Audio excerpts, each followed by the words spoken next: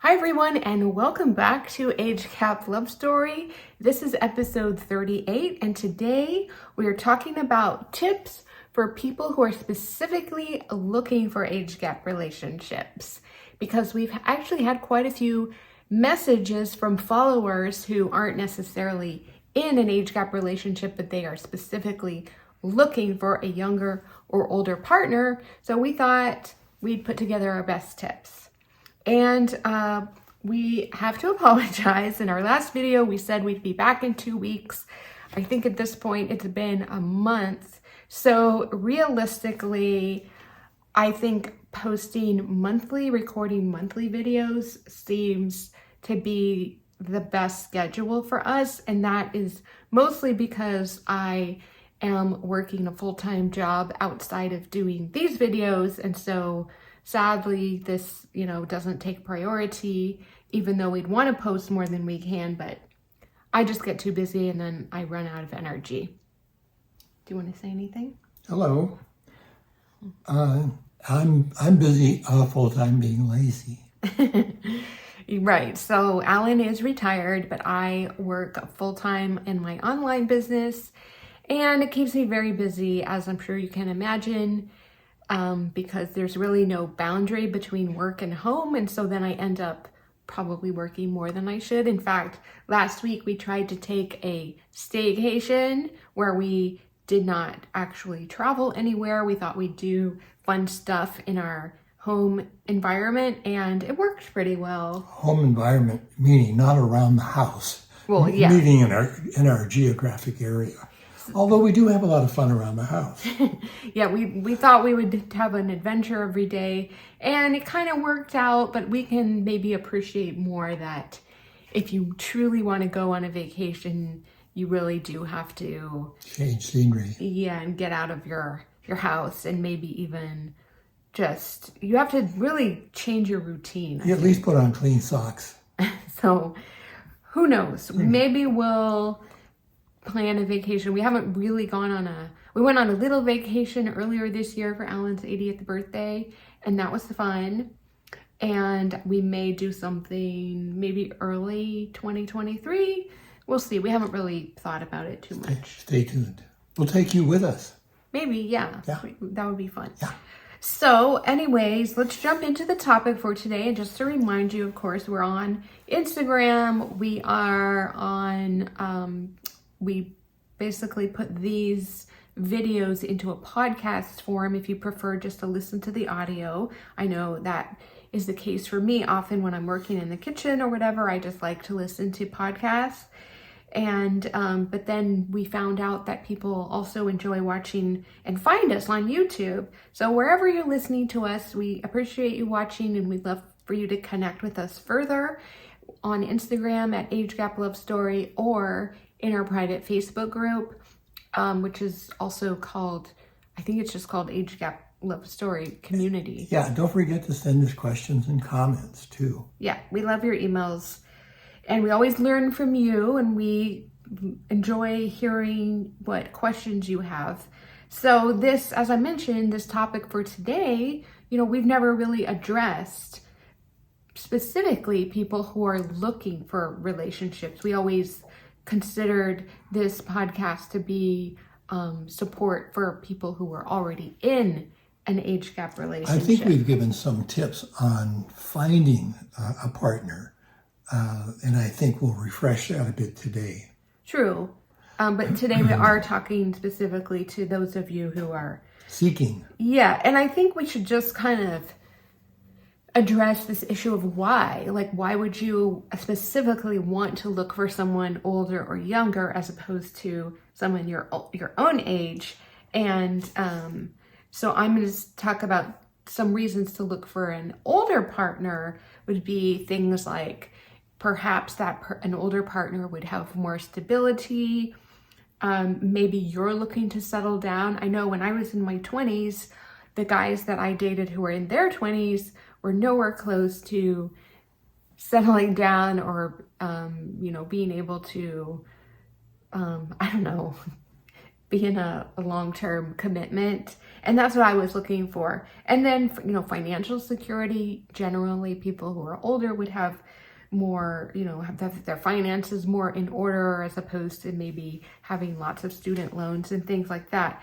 So I can see, like for me, I don't know that I necessarily was, I don't know, I was looking for somebody older per se, but somebody more stable, Sure. For sure.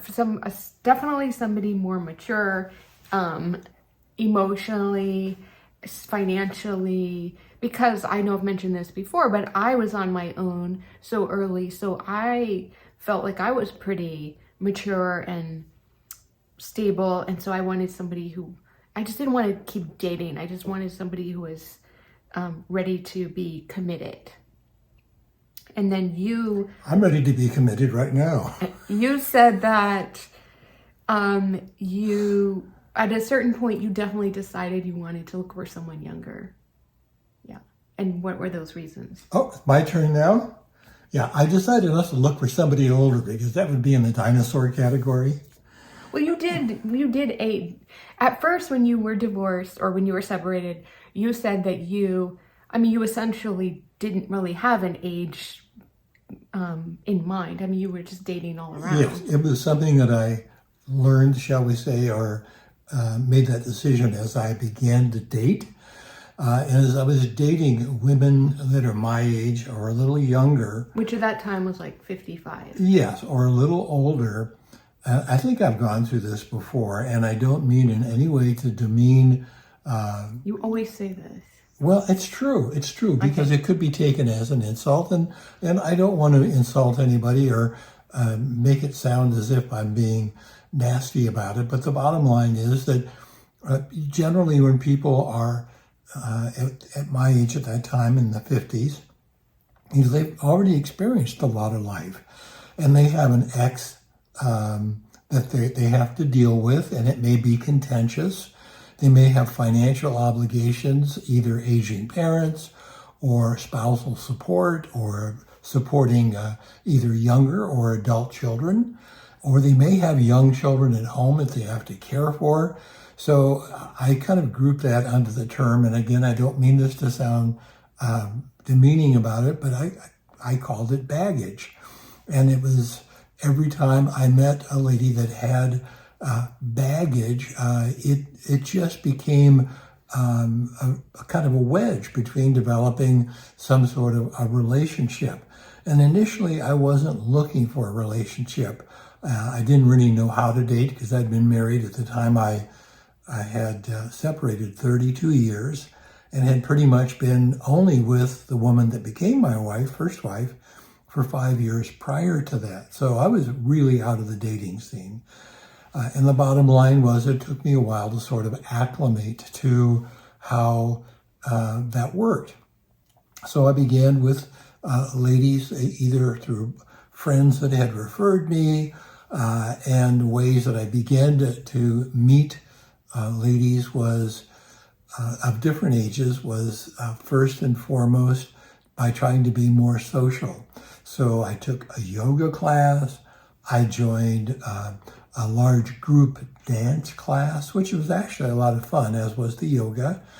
I thought about, although I'm not religious at all, joining a church social group, which I didn't do, but that is a good way to meet people. And let it be known among friends and family that, I was looking to meet somebody. And initially, I didn't want a serious relationship because I was sort of getting back into meeting ladies. And as time developed, I began to realize that I did want something a little more of a commitment. And when I met Carrie, that went from sort of a passive thought of having a serious relationship to one thinking, wow, I have struck the jackpot, and I do want a serious relationship. And I think one of the critical things when you are out there looking is that you need to determine whether the person you're interacting with is interested in a serious relationship, or are they just kind of looking for fun or for a little socializing, a little romance. Because I found when I did become more interested in dating younger women, that a lot of them were interested in just that. They just wanted to have fun. They wanted to go out and dance late at night. They wanted to go to parties. They wanted to hang out at the beach on the weekends and do a lot of things that I had no interest in. So that in and of itself was part of the, shall we say, culling process to find somebody that had interests along my lines of interest and that was interested in a more stable, serious, mature relationship. And that is difficult when you're dating somebody who's younger. But just to recap, I wanted somebody who was younger because I did want to avoid the baggage. And also, to be candid with you, I found younger women generally more energetic and more attractive for obvious reasons. And then as far as where to meet them, I've already sort of covered that. But I would say that the key in meeting somebody is don't be shy. If you see somebody who you think you'd like to go out with, ask and be pleasant about it. Don't walk up and say, "Hey, would you like to go out?" Just say, "Hi, how are you? My name is so-and-so."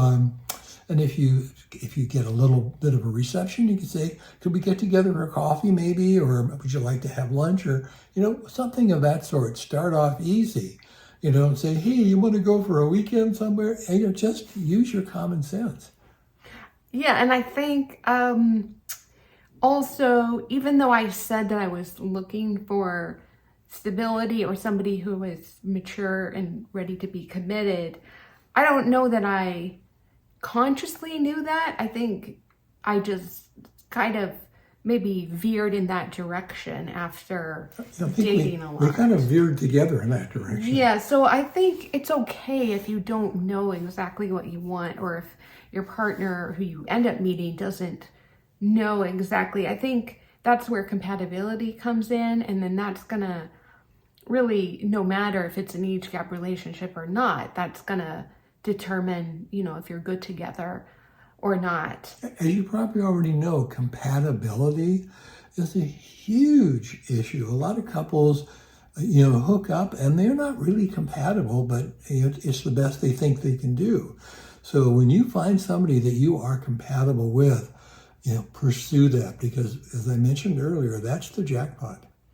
I also just wanted to say that another reason that we've heard from our audience, or at least one person in our audience, to look for a younger partner was this person in particular had decided that he wanted to have children.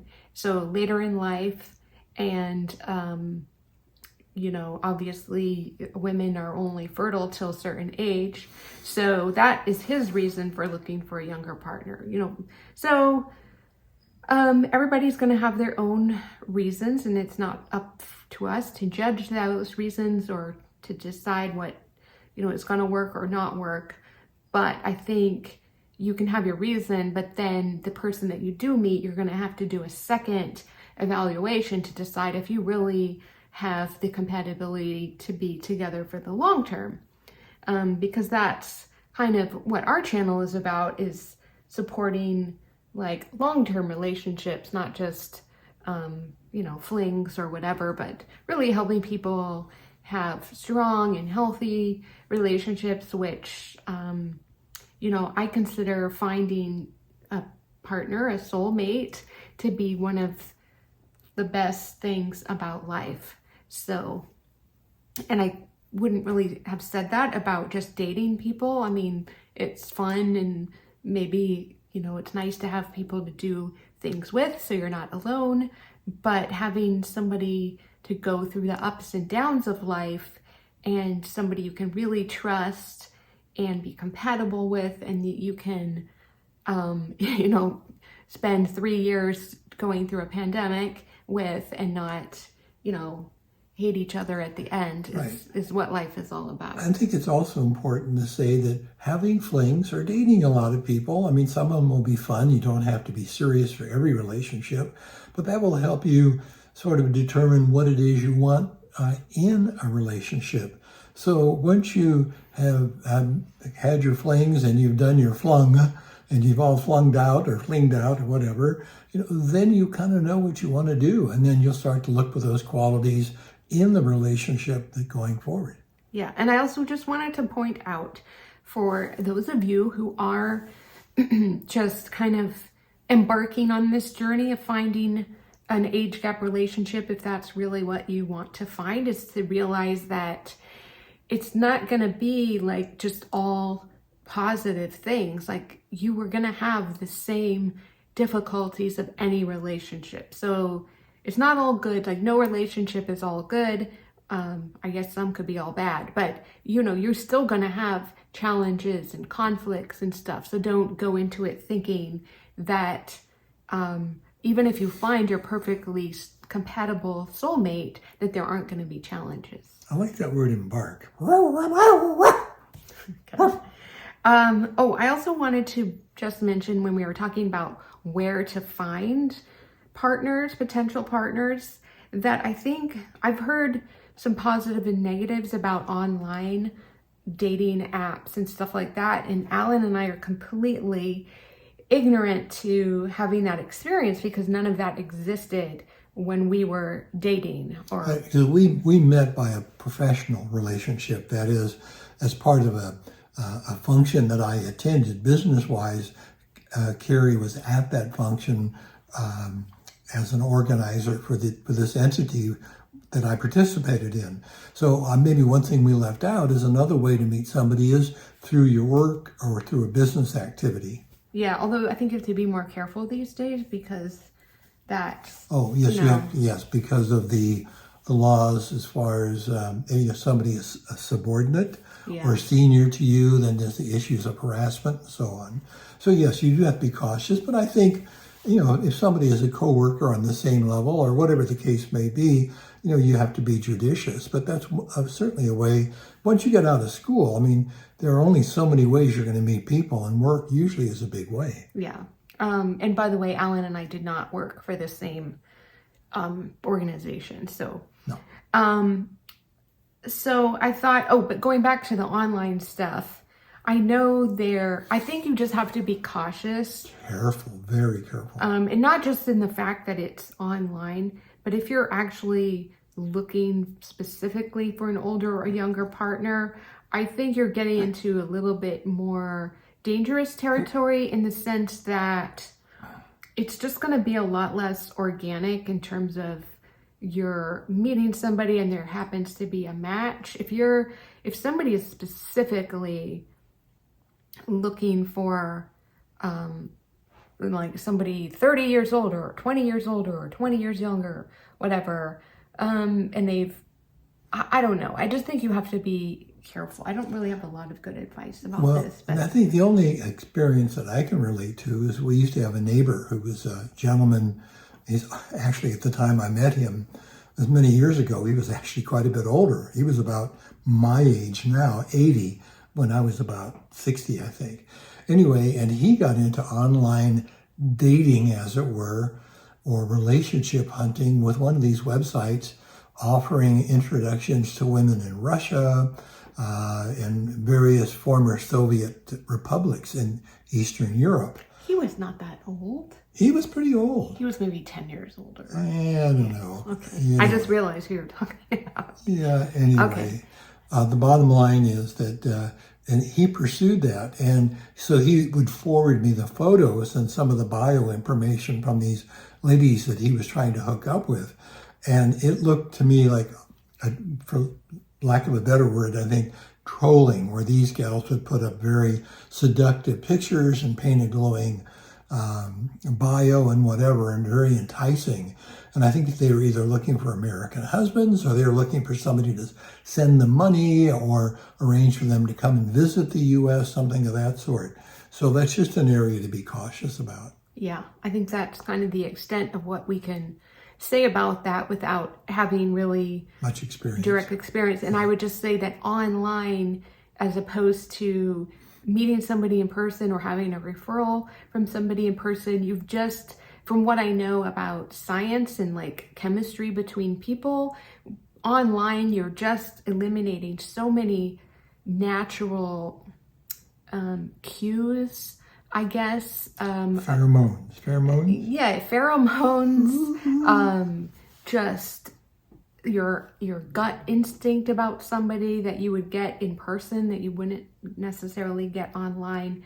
So I think if we did have a bias, it would be toward meeting somebody meeting somebody kind of indirectly or through an introduction. But indirectly, as far as like you're part of a hiking group and they're part of a hiking group, and you start chatting and you have a chemistry. I know it's not as easy, but one caution I would provide, and that is that most of us, I think the CIA uses the term, don't fall into what they call the mirror trap. And the mirror trap, as I understand it, means that you think that the person you're looking at has the same values and concepts that you do. And in reality, that's not always the case. And my point here being is that, let me relay one experience I had. One lady that I dated only once didn't tell me she was in any kind of a relationship, didn't tell me she had a child. Anyway, so we went out. I took her home. When I took her home, there was this Asian gentleman who was in her apartment. This guy looked like a refrigerator with legs. I mean, he was I think he must have been some sort of a martial arts guy. Anyway, he was babysitting this little boy she had that I had no idea she had a little boy. Not only that, when we went in, this guy looked at me like he wanted to kill me. So it turned out it was her boyfriend, and he was there babysitting her child, and she had gone out on a date with me. So I got out of there as fast as I could, but I literally was fearful for my life because this guy looked like he wanted to, take me down. So just be really careful, that when you meet somebody, take it step by step and don't always take what you hear as 100% truthful. Okay. Amen. So I think we should move on to our tips. Yes. So we can kind of just be direct about this. Yes. But the first tip that we had was essentially looking beyond just the physical. I think this maybe applies more for the older partner looking for a younger, that you have to consider more than just appearance and what is the person character like, and motivations, and your chemistry with each other. Carrie's hitting me. Because you always interrupt me. It's this very is important. rude. Remember, what I say is not important. No, it's very important. But then you can wait until I finish. I just want to emphasize this. Beauty is only skin deep. I'm sure you've heard that. Stop pinching me. Okay. As you can pinch is hard. I think I wrote this one that you just need to consider if you are, I think for either partner, if you are going to actually date somebody like significantly older or younger, like us, we have a 32.5-year age difference, you are probably going to get some pushback from your friends or family. So just maybe prepare yourself for that. And we have a bunch of podcast episodes or videos that you can look and see how we've dealt with stuff like that, but just consider that may be in your future. May I just add a point here?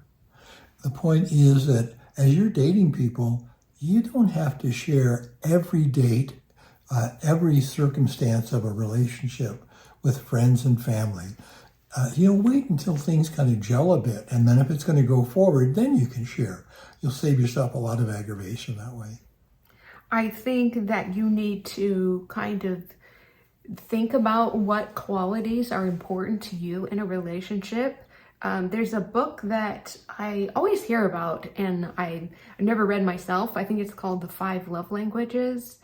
And I think it can be helpful to know, especially if you've been through a divorce or if you've been in, bad relationships where you're recovering, you kind of need to get your priorities in order about what is important to you. Is it important to you that, somebody is completely trustworthy, or is it more important to you that somebody is really adventurous? Stuff like that, I think, can make it helpful to figure out what you're looking for. We've heard from couples where they drive each other crazy for little things like leaving the lights on in a room and not going back into that room. Or interrupting your partner. Or like leaving a tube of toothpaste that's been partially squeezed on the bathroom counter, or misplacing keys or glasses and not being able to find them when you want to leave the house. Things like that. That can be a wedge in couples, and those are the things you need to look for. The little things that bother you can add up. I think we covered this a little bit, but be clear on your expectations for the relationship, whether you're really just looking to have fun and maybe have a companion, or you're serious about finding a long-term partner to go through the rest of your life with. And you can have both. That's true. Yeah. Yeah. We have both. But I think, you do kind of need to have an idea of what you want for the long term. And even the fact that if you don't know, at least you're clear that you don't know. But like, you wouldn't want to lead somebody on and pretend that, that you're open to marriage if you're not. Right. And sometimes, in fact, often one can lead to the other. I mean, you can have like a relationship that's a lot of fun, and it starts out where you're not serious, but you're having a great time. And as time goes by, you find you do become serious and you want to become committed. That's true. I mean, you told me when we were dating, you weren't sure about if you ever wanted to get married again. So I got to know you, baby.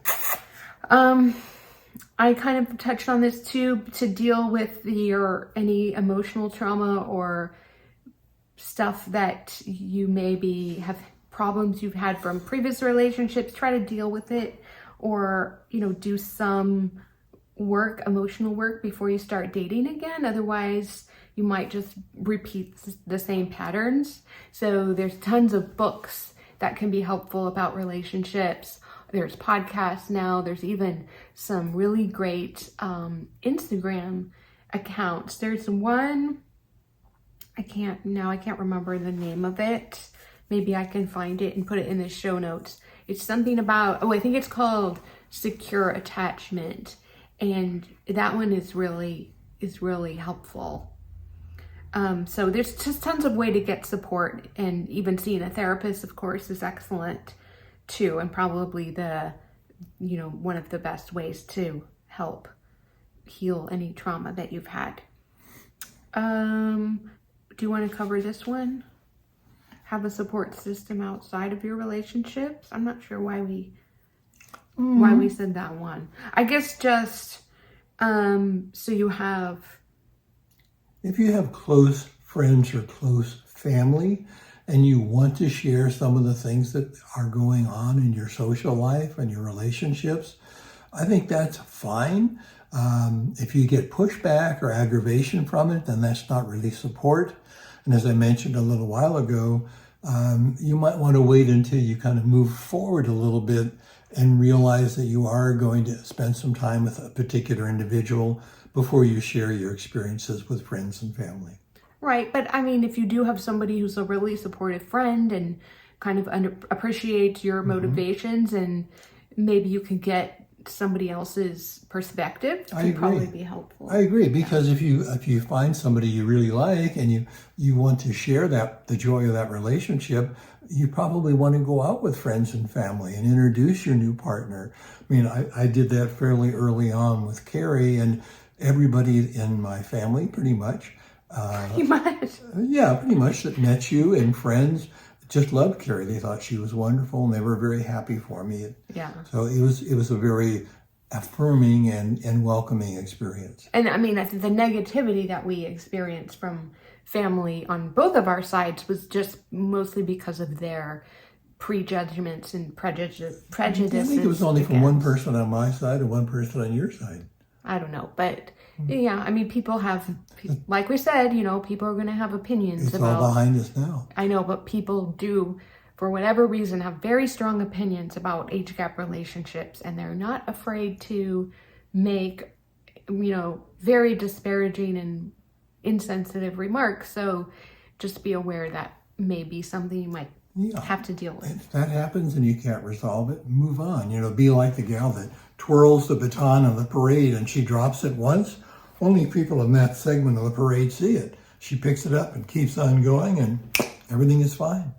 And then I just noted that be sure to treat anyone that you date with respect, which I think is, obvious, but I don't know, maybe whether if you're dating somebody a lot older or a lot younger, you might think that the rules of, the rules of dating don't apply for whatever reason, but of course they do. And, a much older person, a much younger person is still a person who deserves respect. And right.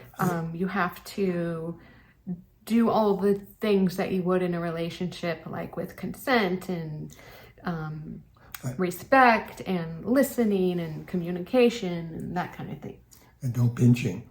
And the bottom line is, I think, be respectful and be honest.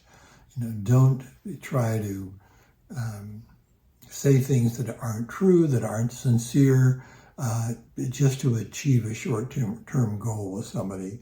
If it's not working, just say so nicely and move on. And if it is working, don't try to ingratiate yourself by blowing things up that aren't really actual and deceitful. Right. So I think that kind of wraps it up. I hope so, because I'm ready for lunch. We are getting near lunchtime. If you heard some noise, sometimes that's my tummy. Okay. Again, we apologize for a lack of posting, but we hope to get now into I think a monthly posting makes the most sense, especially because when we first started the podcast, we covered so many topics. I think we were posting on a weekly basis, if I remember correctly. And so now we're slowing down a bit just because we've covered so much, and then also because I am pretty busy. But we want to keep it going. We don't want to, not post anymore because we still have a lot to say, and we love interacting with you, and the fact that so many of you, continue to listen to us, and I don't know, it's just very rewarding. Right, and if you're relatively new to what we're presenting, I highly recommend that if you have questions or thoughts on a particular topic, you go back and review some of our earlier material, because we did cover a lot of things, how to deal with family issues, how to deal with the financial planning, and many, many things that you might find very helpful. Yeah, and we may revisit some of those too, kind of put a new spin on things, but we'll see. So take care, everybody, and we'll talk to you soon. Bye-bye.